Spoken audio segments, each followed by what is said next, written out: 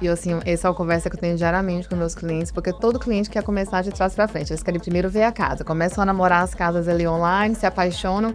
Ah, mas eu qualifico. Tá, mas existem outras coisas que você quer olhar. Talvez você qualifique para comprar uma casa de 2 milhões, mas não necessariamente você vai querer ter um custo de ter aquela casa, de imposto, de seguro, muito bem.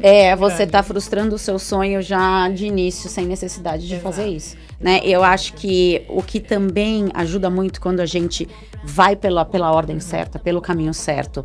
Sim, não só isso, como assim, a maior dificuldade que eu tenho hoje em criar conteúdo é que eu acho que às vezes todo mundo sabe das coisas, porque é uma coisa que faz tão parte do meu dia a dia, que eu falo assim, mas eu vou falar isso, e todo mundo fala assim, Gabi, fala, as pessoas não sabem que é dessa forma. E a gente acha que tá sendo repetitivo. Exato, fala que tá sendo repetitivo, e hoje, cada vez mais que eu falo assim, nossa, mas tem como financiar? E às vezes eu falo, é mais fácil até financiar para o estrangeiro do que para o próprio doméstico, então... Eu acho que, no geral, o que eu vejo é que é um momento muito propício para quem é estrategista, porque a gente já está numa fase que tem bastante inventório no mercado, então tem tido boas oportunidades de negociação. Ou vai abaixar o preço. Vai abaixar o preço, e aí é um ciclo que acontece no mercado.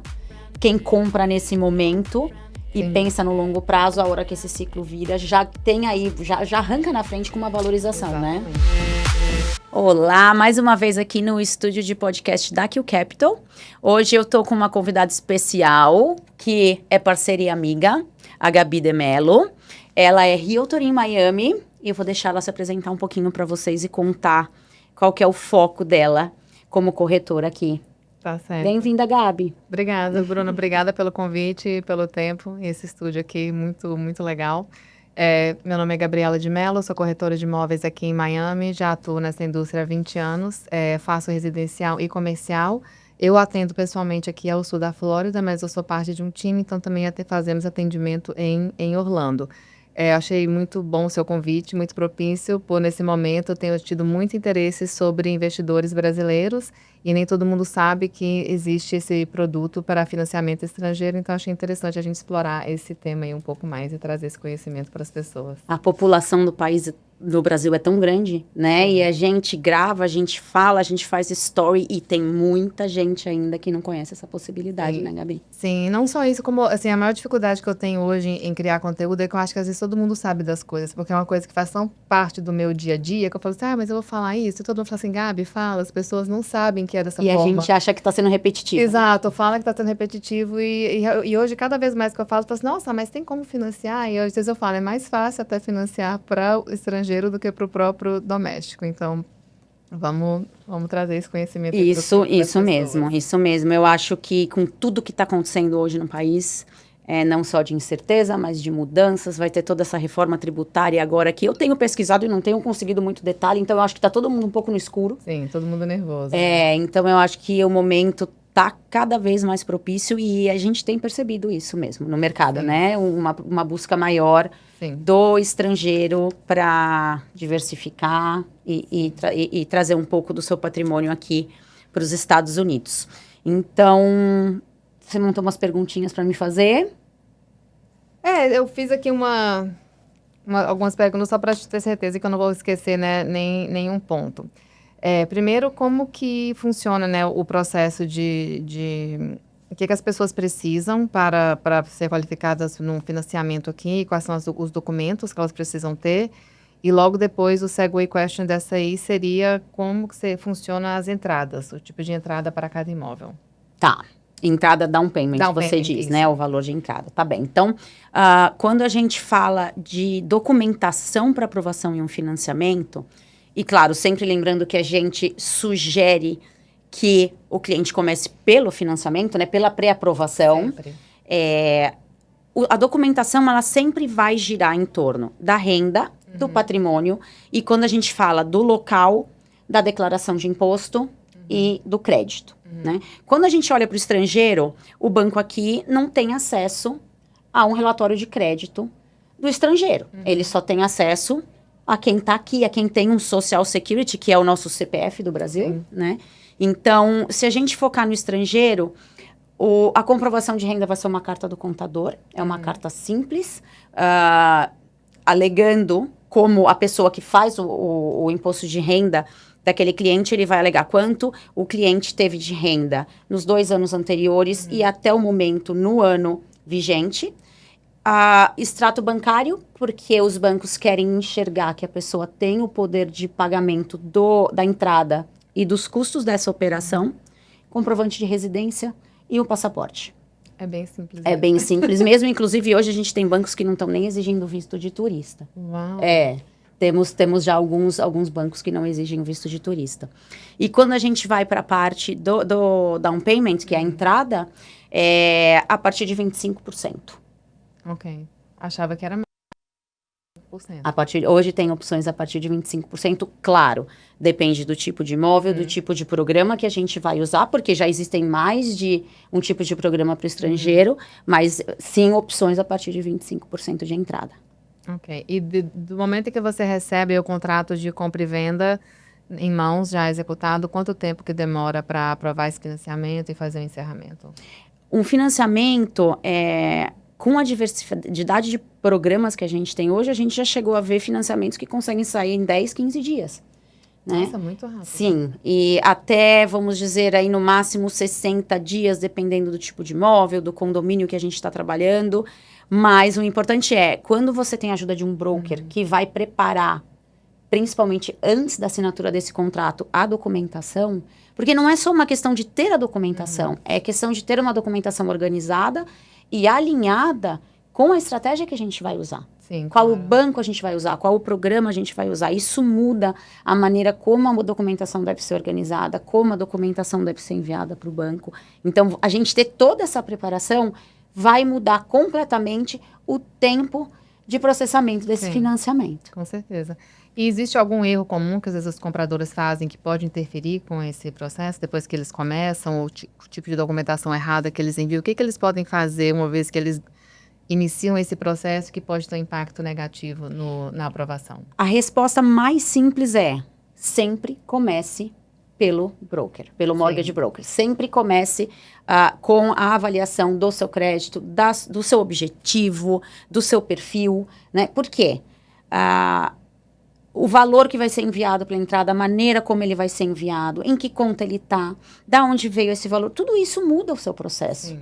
Então, quando você tem essa orientação antes de assinar o seu contrato, porque quando você assina um contrato, você tem tempo, você tem prazo, né, para cumprir. Para cumprir, exato. Não só o prazo do fechamento, né, final, do closing, que a gente chama, mas você tem prazo para pré-aprovação condicional do banco, você tem prazo para aprovação final e a aprovação e o prazo para o closing, né? Então, a partir do momento que você assinou aquele contrato de compra e venda, esses prazos já estão estipulados. Sim. Certo? Você sabe mais do que ninguém. Qualquer coisa que fugir disso, você tem que pedir uma extensão. Exatamente.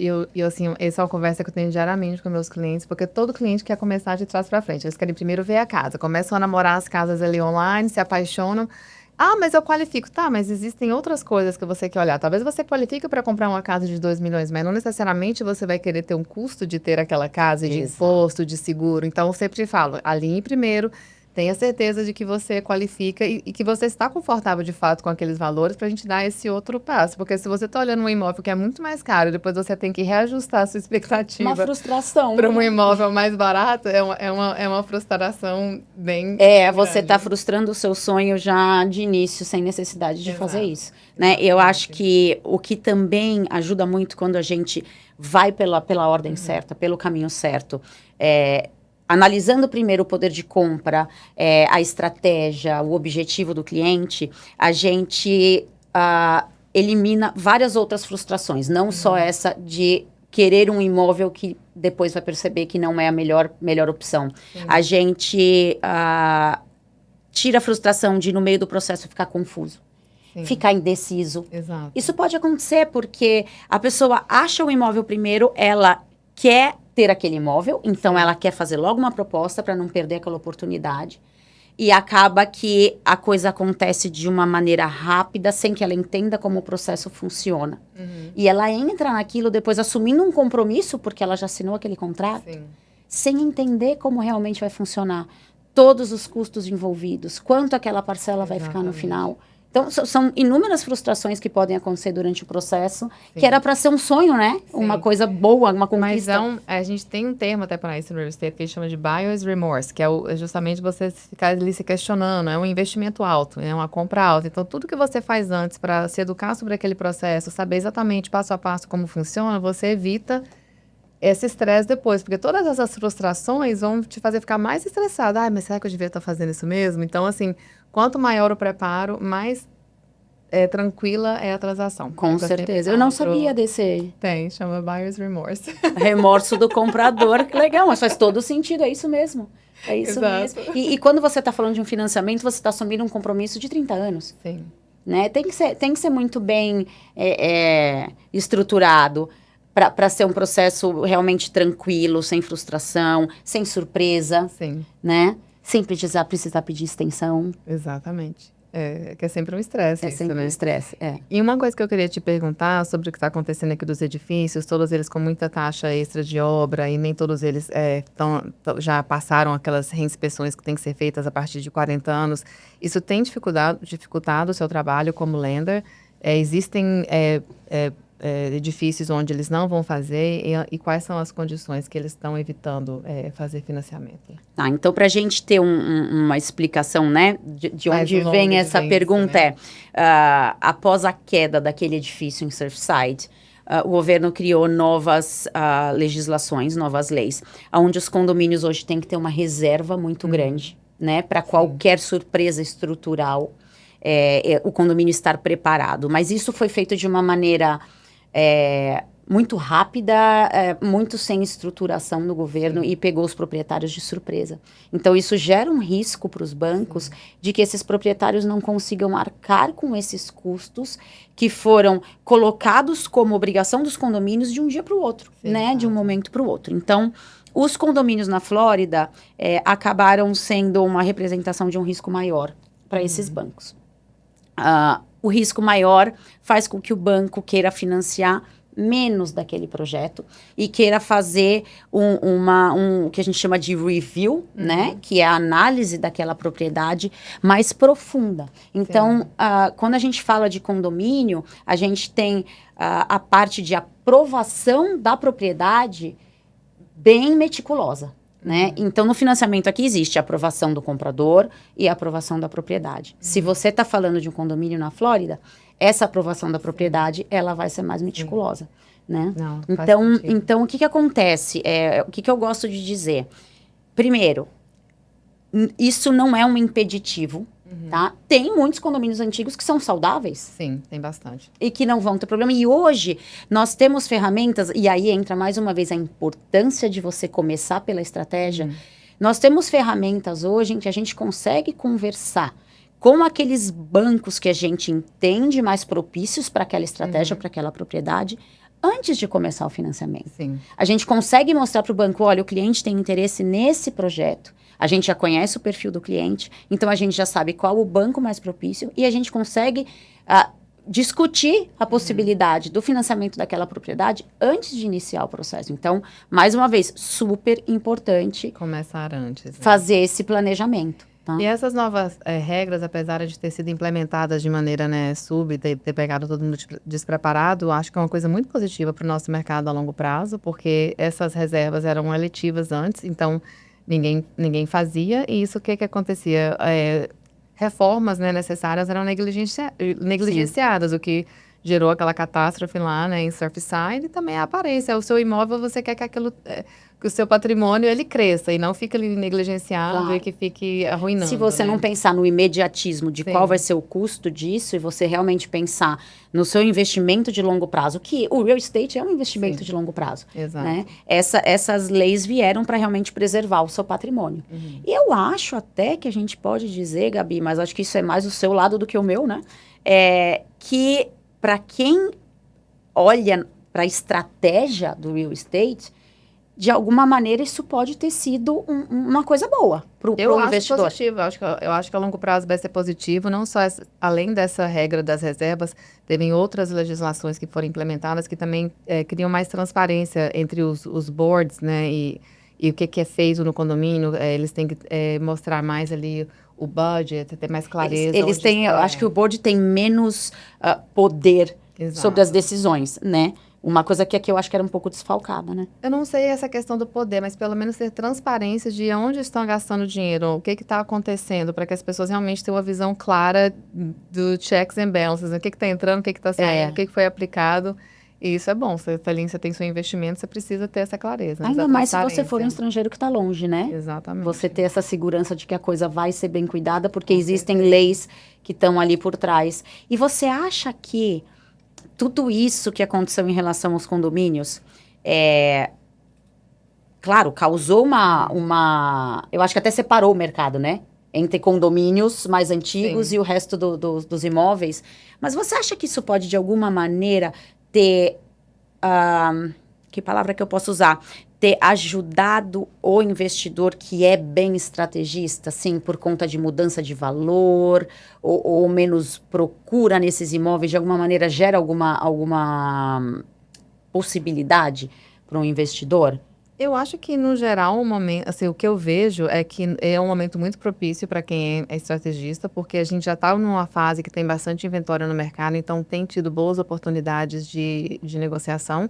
E para quem foi pego de surpresa com essas taxas extras, ficou um pouco estrangulado ainda mais com isso, então tem mais ainda uma motivação de venda. Então existe sim muita oportunidade nesse momento para quem está jogando esse jogo aí mais porque a gente escuta, né?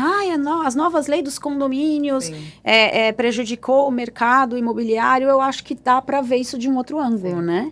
O que impacta é justamente o affordability, né? Você tem aí já uns condomínios que são altos, então você está, sei lá, tá comprando um apartamento, vamos dizer que você já tem que pagar aí $1.500 de condomínio. Além disso, você vai ter as taxas extras, então para quem está num budget ali que só pode ter um pagamento X por mês, isso vai impactar. Então, com isso, o seu poder de compra, ele diminui, menos demanda, com mais inventório, vai abaixar o preço. Vai abaixar o preço. E aí, é um ciclo que acontece no mercado. Sim. Quem compra nesse momento e pensa no longo prazo, a hora que esse ciclo vira, já tem aí, já arranca na frente com uma valorização, Exatamente. Né? O real estate, ele é a longo prazo, eu já estou nessa indústria há 20 anos, já estava atuando quando teve a outra crise em 2008 e a gente vê que o mercado voltou. E eu aposto muito no mercado da Flórida, não só eu, como os grandes, sofisticados empresários. A gente teve um record-breaking deal na Brickell agora, um lote que vendeu por 520 milhões. Uau. Então, para você ver como que as apostas ainda continuam aqui na nossa região. E apostas de pessoas que entendem muito disso, né? Não são de amadores. Exato. Realmente, eu acho que o mercado está agora no momento que ele vai ter uma virada de chave aí. Exato. Também acho.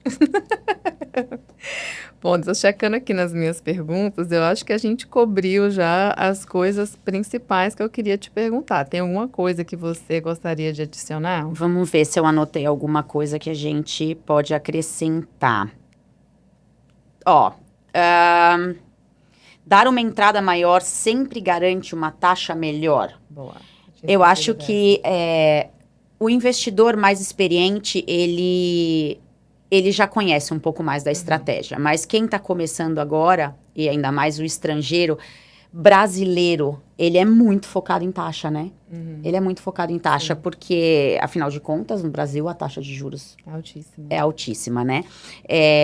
Eu acho que a gente pode dizer que aqui, focar só em taxa não é uma coisa legal, né? Porque, às vezes, uma taxa um pouquinho maior, que na sua parcela vai fazer uma diferença muito pequena, ela pode te colocar numa estratégia que no longo prazo vai fazer muita diferença. Você não descapitaliza tanto, né? Você não descapitaliza tanto, você pode escolher um banco ou um programa que deixa você dar menos entrada e deixar mais valor investido, ou você pode ter uma flexibilidade maior, ao invés de usar uma taxa variável, por exemplo, que no início ela vai ser mais baixa, porque ela é menos risco para o banco, você consegue uma taxa fixa. Então, quando você fala em 30 anos, para quem é mais conservador, isso faz sentido.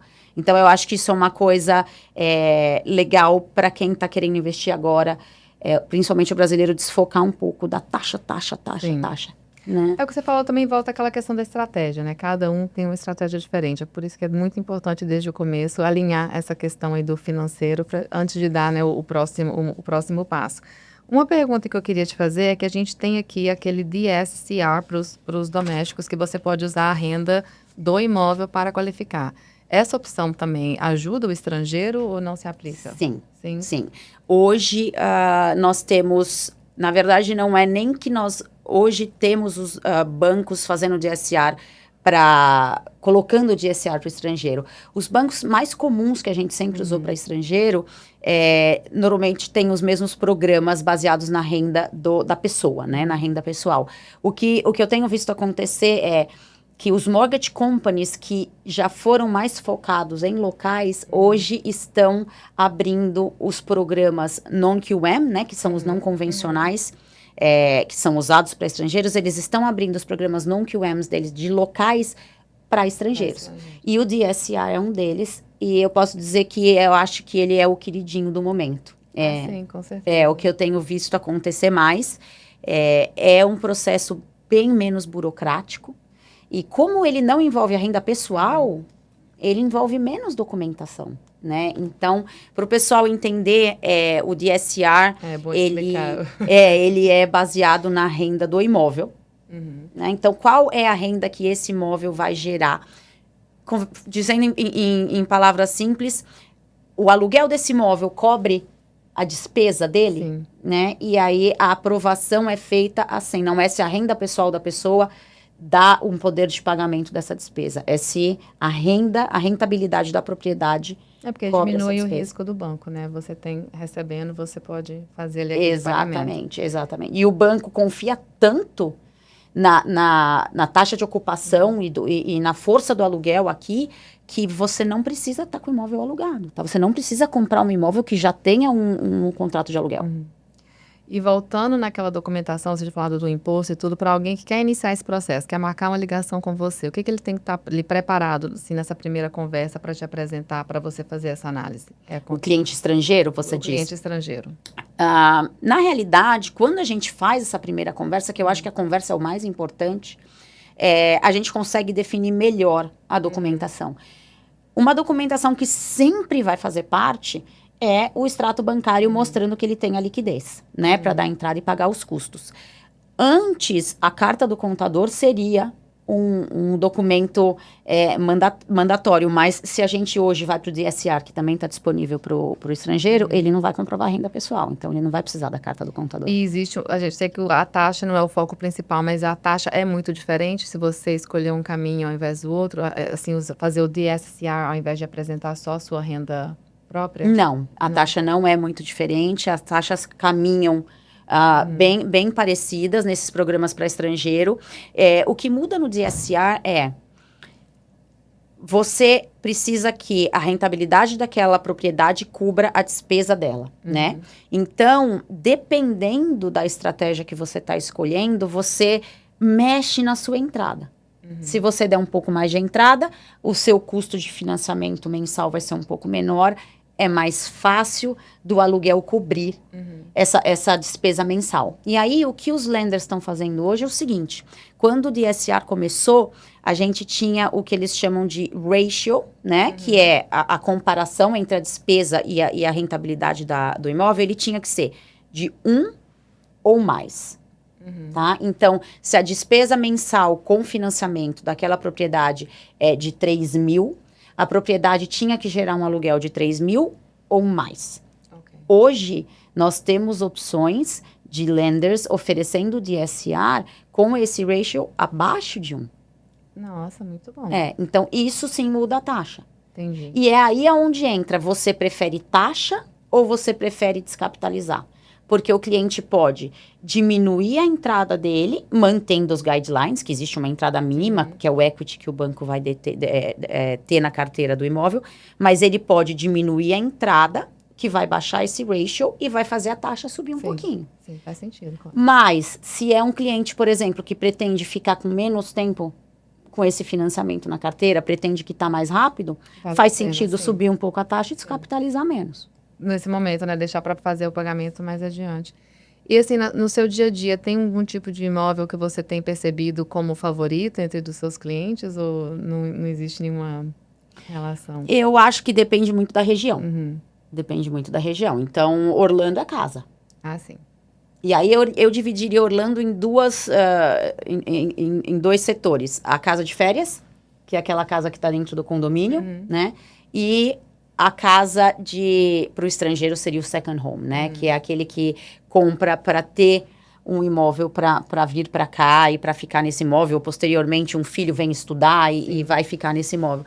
Miami, eu tenho uma impressão de Miami como se fosse uma grande cidade dividida em cidadezinhas que são completamente diferentes, né? Uma da outra.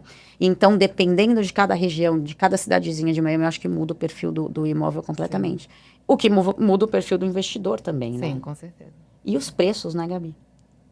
Com certeza. Você tem uma variedade de preço em Miami ali por square feet, que aqui a gente usa square feet, não metro quadrado, muito grande dependendo da região que você tá, né? Sim, muito grande. E aí muita gente que vem, assim, né, de férias e fica só olhando naquele circuito mais central, nem conhece essas outras regiões. Então, quando eles começam a explorar, a gente tem até que ter...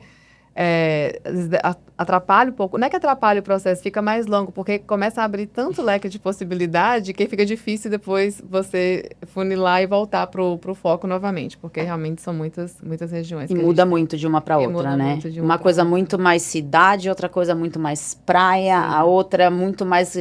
eu gosto de chamar a área da Brickell ali do nosso Wall Street tropicalizado, porque exatamente, tá tão bonito lá, né? Tá lindo, cada dia mais bonito. Tá muito bonito. Sim. E ele tem uma vibe Nova York, mas um Nova York tropical, limpo, bonito, arrumado. Sim, tudo mais novo, né, principalmente. Então, mais organizado. Mais organizado. E agora não vejo a hora da ponte ficar pronta, com aquele parque embaixo ali unido. Isso vai ser demais. Exato. Isso vai ser demais, realmente. Deixa eu ver se a gente...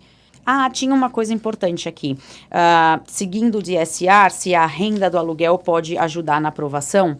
E claro, quando a gente fala do DSR... ela não só pode ajudar, como ela é o foco, sim, da aprovação. Mas a gente tem também a renda de um aluguel para compor a renda pessoal de uma pessoa. Isso também pode ser usado. Fazer uma combinação das duas. Fazer uma combinação, porque um aluguel é uma renda passiva, mas é uma renda. Então, também é uma opção, que isso entra como um patrimônio que gera renda. Então, isso a gente também consegue usar. A gente consegue fazer combinações, né? A gente tem, por exemplo, o asset depletion. Então, aquele cliente que é investidor mesmo, então ele tem muita renda vindo de investimentos ou de ativos com liquidez, ele pode usar esses investimentos como composição da renda também. Assim, até eu... Mais uma vez, quão importante é que as pessoas conversem com vocês desde o início, porque as pessoas querem que o corretor seja aquela fonte principal, né, de informação. Sim. E eu tento explicar o tempo todo que não é assim, que eu tenho a minha área de expertise, que é o real estate. E aí as pessoas querem saber, mas como faz? Compra no LLC, como é o financiamento? Eu falo, não, você vai conversar com essa pessoa, que são os experts, e vão explorar aí todas essas opções, porque é tanto programa, é tanta coisa que... eu não teria como guiar esse cliente, né, com excelência para qual que é, de fato, a melhor opção para ele. São várias opções de programas e são várias opções de instituições. Isso é muito diferente no Brasil. Acho que no Brasil a gente tem os grandes bancos que está todo mundo acostumado. Bradesco, Itaú, o Banco do Brasil. E é muito mais fácil para o cliente ir em 1, 2, 3 bancos, que muitas vezes ele tem conta em todos esses bancos. E é mais fácil fazer o trâmite por ali, né?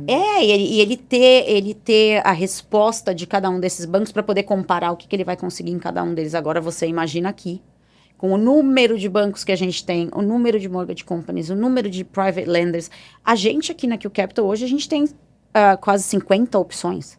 E é o que eu tento explicar para o cliente. Você, como broker, conhece os programas. Então, você vai saber, não, essa é a sua intenção. Então, banco X, Y, Z vai ser... E eu vou cotar com esses bancos todos. E vai trazer aquelas opções para o cliente. Exatamente. Mas já sabendo o que vai se adequar melhor com a intenção dele para aquele imóvel, né? Exato.